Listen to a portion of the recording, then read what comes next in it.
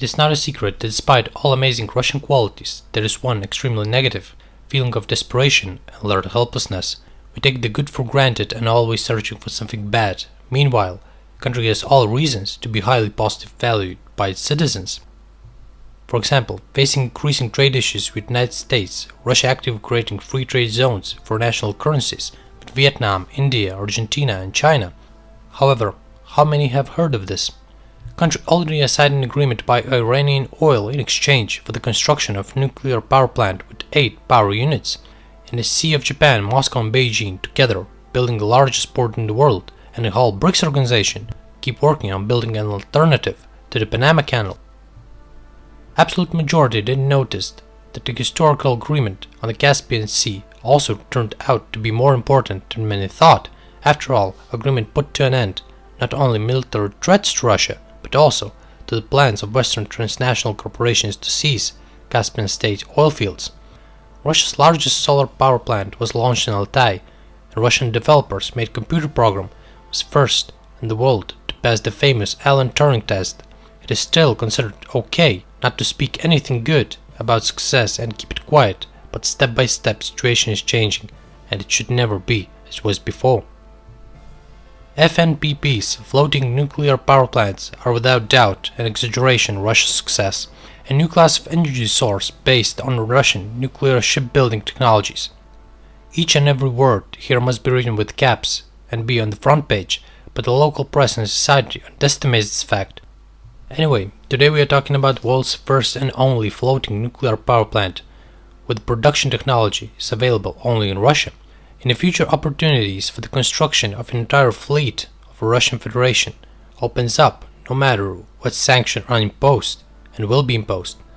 The floating power unit Academic Lomonosov Project 20870 is only the head project of a series of mobile movable power units of low power. It is designed to operate as a part of unified floating nuclear thermal power plants fleet and has been under construction since 2008. Academic Lomonosov has 2 nuclear installations with a capacity of 35 megawatts each, first of which was launched back in 2018 and the second one in 2019. The floating nuclear power plant was first delivered to the customer in the summer of 2019, and because of its mobility will supply energy from the sea to where it has never been delivered before. The floating energy block can work in any ocean, in any sea, up to island states on the Equator, or low-developed territories along the Northern Sea Road, or even in larger and deep rivers.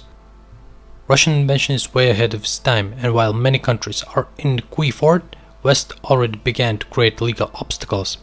In international maritime law, there is no such clause as non-self-propelled nuclear facility, and therefore our rivals try to do all they can to disrupt, destroy, or even steal the magnificent breakthrough technological masterpiece.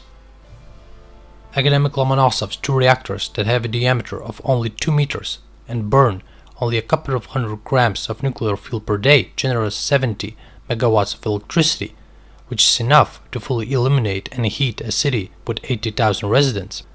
The very ship has 5 circuits of defense, double hull, and can withstand not only collisions with large ships, icebergs, but also, due to its special design, able to survive a tsunami. The Russian floating station, a global breakthrough in low-power nuclear energy, which was made in our country. Russia was the first that created such technology and put it into work.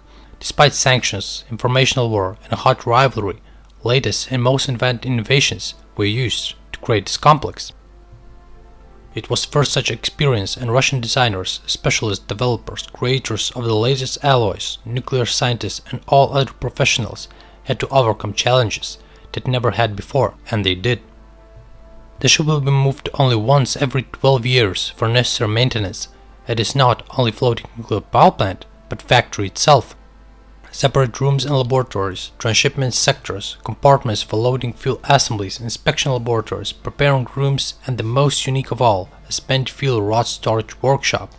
The fuel assembly is designed to work for 3-5 years, while the station itself is autonomy cycle for 12.